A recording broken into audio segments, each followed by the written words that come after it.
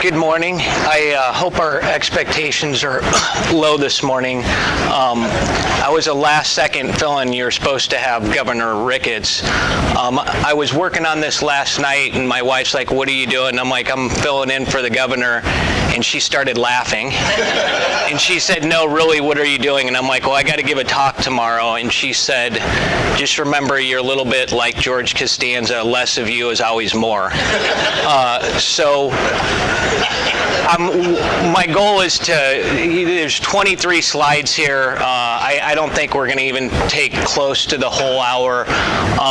And what I want to talk to you about today are some challenges that municipal water providers face. I'm going to specifically speak to how it affects MUD in Omaha. That being said, it doesn't matter where you are in the state. If you're delivering potable water, these are issues and challenges that we all face. Really, real quick, I'll briefly discuss who MUD is and who we serve. Some of this information was previously provided out in Kearney at our annual conference, but some of it's going to be new. From there, I'll move on to what we call IR, Infrastructure Replacement Program, and that's focused really on replacing cast iron water mains in the ground. Those are older parts of our system. From there, I'm certainly not an expert in this subject matter, but I want to talk about lead service lines. Those are essentially the pipe that feeds into the home from the water main. That's kind of a sticky wicket because generally speaking, usually the private property owner owns the lead service line. And then lastly, I hope to not get myself into too much trouble here, but I'm going to talk about how Nebraska taxes potable water. So real quick, MUD, we're a political subdivision of the state, created by our friends in the state legislature in 1913, governed by a board of 7 elected directors, elected by our customer owners. Our mission is to provide safe, reliable, cost-effective natural gas and water services to our community. We provide safe drinking water to 208,000 customers. I don't like that number because really what that is 600,000 or over 600,000 of our state's residents. So roughly 1 out of 3 Nebraskans get served their potable water needs by MUD, serving the Omaha, Bellevue, Bennington, Carter Lake, La Vista, Ralston, Waterloo, and Fort Calhoun via the Papio, Missouri NRD. That's who we serve water to. So I'm going to get right into it and discuss with you our water infrastructure program. On an MUD bill, we've got what's called a rider, a $4 charge on everybody, $4 monthly charge on everybody's bill to attempt to address this issue. And that $4 is intended to help us replace our old cast iron water mains in the ground. We've got about 2,900 miles of water main in the ground, 12,000 of which are cast iron. Cast iron is what they used to put in the ground in the old days, most of which is over 100 years old. Throughout communities in Nebraska, a lot of the older parts of everybody's system is cast iron. That stuff needs to get replaced. The general rule of thumb in the industry is you're supposed to replace roughly 1% of your system every year. For us, that would be 29 miles. We're not there. We're around 12 miles. The reason being is the old pipe and the new pipe, generally speaking, has a 100-year life expectancy. So if you go to the industry experts, they're like, try and do your best to get 1% out per year, then you're kind of breaking even. The reason why we're a little bit slower on the waterfront is because our focus has been on getting our cast iron natural gas mains out of the ground. We're really focused in on that. Our natural gas system is 2,800 miles. We have 380 miles of cast iron gas mains left to replace. So we've kind of emphasized and focused in on getting that out of the ground first. And then in the next 7 to 10 years, once that's done, we're going to really see a ramp up in trying to get our old cast iron water mains out of the ground. Again, the focus is on the gas because because of health and safety reasons. But something that we struggle with at MUD, and I know that I believe our friends in Lincoln sometimes struggle with, and other communities, is really having access to competent contractors that are putting in reasonable bids on jobs. Because we have the combined CSO, or combined sewer overflow, or CSO wastewater project in Omaha, there's more work than workers to be had. So certainly an issue that we struggle with.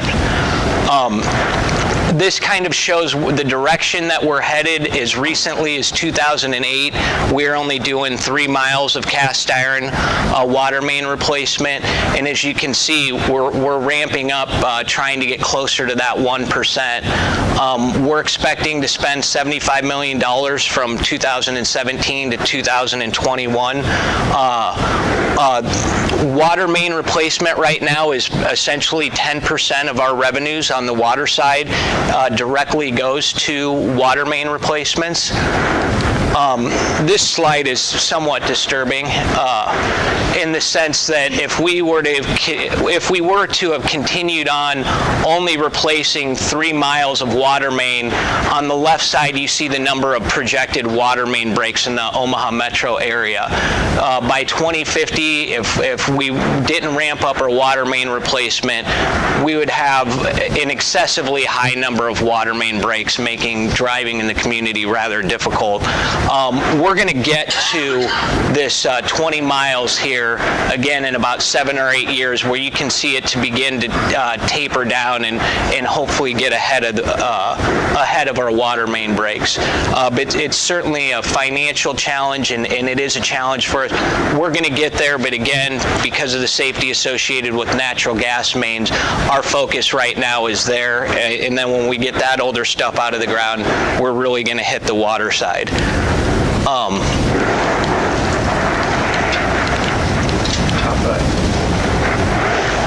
Sorry. I'm just trying to get it to advance too. Just advance.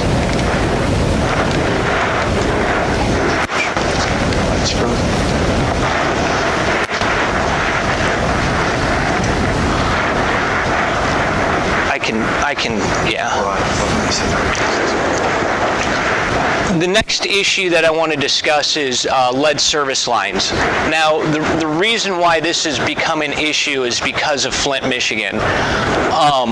Flint is a different story. In Flint, essentially what happened was that the local utility switched their sources of water. The water was highly corrosive. It wasn't treated with anti-leaching agents, and so in Flint, Michigan, when they sent their water through the system, they had a high degree of leaching, and thus they had excessively high lead levels. You know, this is a quote from the municipality, and there were a lot of issues in Flint, but essentially they kept on telling their community that their water was safe to drink. It wasn't being treated with anti-corrosive measures, and thus they had terrible lead levels in their water. But the issue I'm going to talk to you about today is different, but what this did was it elevated lead in water to the national forefront, where everybody started talking about it. The lead and copper rule under the Safe Drinking Water Act, I believe the lead level you're allowed is 15 parts per billion, and that's of a sample size of 100. As long as 90% are less than 15 parts per billion, you're okay. I know as it relates to MUD, we're required once every 3 years to go out and do sampling, and when we do so, we go to homes that we know have lead service lines when we do our sampling. We just got done with our most recent one, and we're fortunate enough that as I understand it, we didn't have one home that came in testing above that 15 parts per billion, but it doesn't matter where you are in the state of Nebraska. This is an issue as it relates to lead. Again, you don't have any issues with the water mains that are running down the street, but it's that portion of the pipe that goes from the water main into the home. And if I can, here we go. And this right here is what I'm talking about. Here's your water main owned by the utility. This right here is known as the service line. At least in the Omaha metro area prior to 1931, these more often than not were lead. Now, you don't really have the issue within the home because those piping systems are more firm.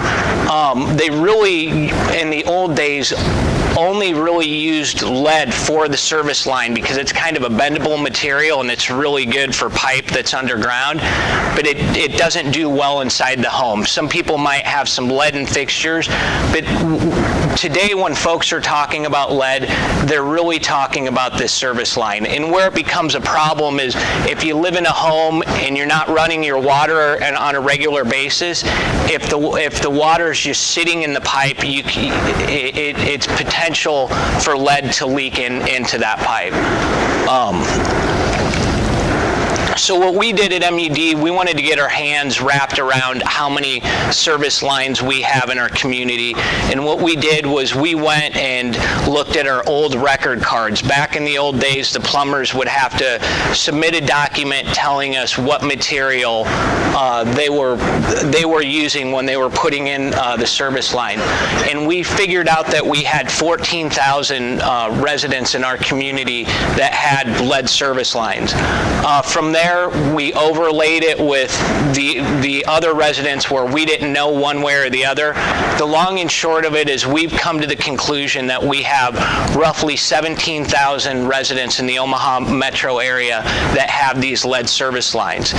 Now, what makes this an extremely difficult issue, again, is for the most part, most utilities nationwide, they don't own the service line. That's owned by the property owner. And a lot of times these are in older and poorer parts of the community. And so it's really difficult to essentially mandate that these service lines get taken out, because the real question becomes who and how is it going to get paid for?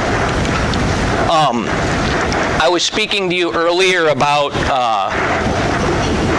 what time period this problem existed, and it essentially for us stopped in 1931. The red right here are the lead services that went into homes. Green is all other materials, and as you can see in 1931, they stopped using lead. I can't tell you why. We don't know the answer to that question, but we're fairly confident that if the service line was put in the Omaha metro area 1931 or after, you don't have a lead issue. So really, again, we're talking about older areas of town. So as we began to discuss this, we were curious internally as to what was going on in the Midwest and what other communities were doing. And so we started reaching out to other utilities, asking them, how many lead services do you have? What are your ownership boundaries? Do you own a part of the service line, or is that owned by the property owner? What kind of replacement program do you have? What's your cutoff date? Ours is 1931. It really varies by community, and what kind of infrastructure replacement program do you have?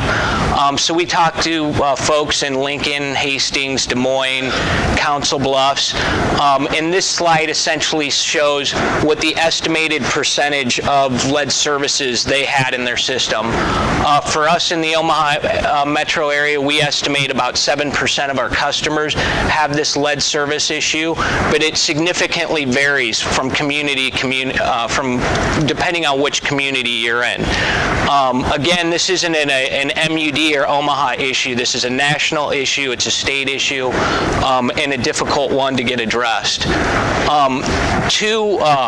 If you're interested in the subject matter, two communities that were probably on the, I would say would be the most proactive in having this issue addressed were Lansing, Michigan, and Madison, Wisconsin. Madison's was driven by the fact that they kept on coming back with high elevated lead levels. And because of it, via city ordinance, they started mandating full lead service line replacement. I'm not sure how far in the process they are, but they started this in 2001, and they had a rather robust replacement system.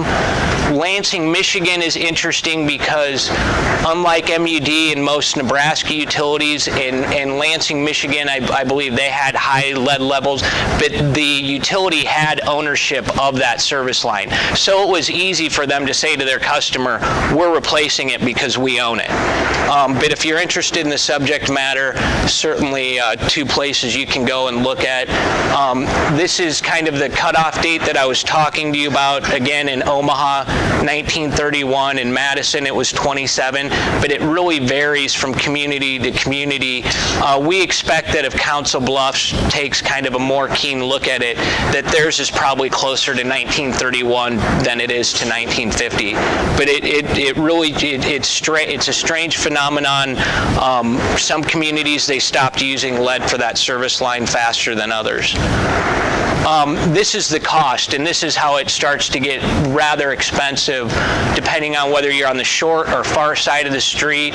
We started asking our colleagues how much they had to pay per resident, and it really varies anywhere from $2,200 to over $5,000. Some of this you get efficiencies of scale if your crews are already out there doing other work, like you're also replacing some old cast iron pipe, or if we're already out there for a combined sewer overflow issue, it's going to be a little bit cheaper, so we'd like to get the work done when we're already out there. But certainly the costs vary, but you're usually talking between $2,000 to $5,000 per residence to get this stuff replaced. I'm going to skip this one because of what my wife told me.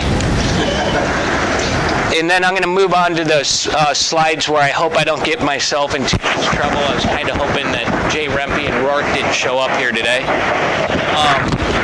What I want to talk to you about here real quick is sales tax on water. I'm glad I'm not sitting in Senator Watermeyer's seat and having to deal with the difficult issue of ag values and low commodity prices. Senator Friesen gave a discussion to a group I was a member of this summer, and that's certainly a difficult subject matter. And this doesn't in any way attempt to make light of that issue that the legislature has to deal with. But I do want to get into how Nebraska taxes water. All domestic, industrial, commercial, and residential use, the state of Nebraska is less than 4%. That being said, that's the only portion of water that we essentially tax in the state. We don't tax bottled water, but we certainly tax water that's delivered through the tap. So how do we tax it in the state of Nebraska? Well, as it relates to MUD, for starters, off the top, there's a 2% municipal tax that we essentially charge our customers, and then we remit to the cities that we serve. On top of that, it gets a little bit confusing. You've got a essentially 7% tax on inputs and materials. And I need to digress here really quick. If you're operating a sewer system, let's say you're the city of Omaha, which is in charge of sewer water, and you go out and buy pipe, materials, and cement for your sewer system, you don't pay sales tax on inputs and materials. If you're MUD and you buy cement, mains, whatever material to put in your potable water system, you're paying sales tax on that. In most communities, I imagine the sewer and potable water delivery side are under the same umbrella. I've always been fascinated as to how that works. Put those mains over there and that cement pile over there, that's for the sewer, that's tax exempt. Put that cement pile, mains, inputs and materials over there, that's for the potable water delivery side. We need to put sales tax on that. I don't know how it gets done, but that's supposed to be how it gets done. So anyways, when we buy our stuff, we're paying city and state sales tax, roughly 7%, 1.5% to the city of Omaha if we buy it in the city of Omaha, 5.5% to the state. But what makes this even more fun is after we do all that and we put it in the bill, then we grab the city of Omaha's sewer expenses, we put it on our bill, and and then we jack our customers again on the back end and charge them another 7%, which makes everybody happy.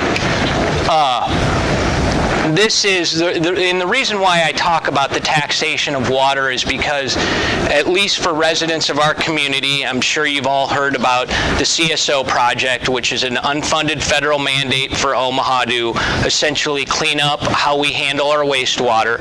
But because of that, everybody's water bills are undergoing what I would say a rather significant increase. This right here is in 2003. Folks were annually spending just over $200 for water services, and this is our projected rate. By 2023, we're expecting your annual water bill to be roughly $1,500 a year. The red right here denotes the increases necessary to pay for that CSO project, are essentially the sewer portion of your water bill. Here's just the water delivery bill. This is with the sewer, and so you can see it's really largely being driven by the cost to have to pay for that CSO program. So what I did, because I'm a little bit geeky and a little bit nerdy, I was curious as to how other states taxed water. So I reached out to AMWA, and I started sending out a questionnaire. I was a little bit disappointed because I was hoping somebody else would have done my work for me. Now, like, somebody has to have done an analysis of how different states tax water, and apparently nobody has. So I asked AMWA to send out a survey. This is a random sampling of 15 states that responded, and only 2 states came back and said, yeah, we tax both inputs and materials, and then we double tax it on the back end of the bill, and that's California and Arizona. And this is the part I need to do some more homework, to be honest with you. I would be dumbfounded if they didn't take a portion of those revenues to help offset the underlying cost of delivering water, because both those states have significant water issues. Of the other 15, 7 of them would exercise one tax or the other, but not both. And then you had 6 that said, no, it's water. It's the most regressive tax on the books. We don't tax it at all. From there, it perked my interest, so we reached out to the Legal Research Office, and I haven't thanked her yet, and I need to thank her, but Keisha Patton, who does a terrific work with the Nebraska Legal Research Office, did a sampling of 50 states. And what she essentially came back with and told me is that just as it relates to taxes on residential water, of the 50 states, 42 of them don't tax it at all, and 8 of them do. And then I said, well, what about taxes on inputs and materials? And her note back to me said, well, I can give you numbers, but this is extremely complex. 13 of them don't tax inputs and materials, 37 of them do. But of that 37, you've got a whole mixed bag of, some of them, if they're a municipal-owned water utility, they're exempt. And when you start looking at sales tax, state-by-state comparison, it's extremely difficult to do an apples-to-apples comparison, because different states have different exemptions, and there's so many different mechanisms when it comes to taxation. So this second pie chart, it would have a lot of ifs, ands, or buts involved in it if it were to be a true representation. That's essentially what I wanted to talk to you about. As it relates to sales tax on water, there's really no easy answers to it. I just want folks to be aware, especially when we have a $2 billion unfunded combined sewer overflow mandate in the city of Omaha. We've got a large swath of our community that's on fixed and marginalized income, and they're going to see their water bill grow.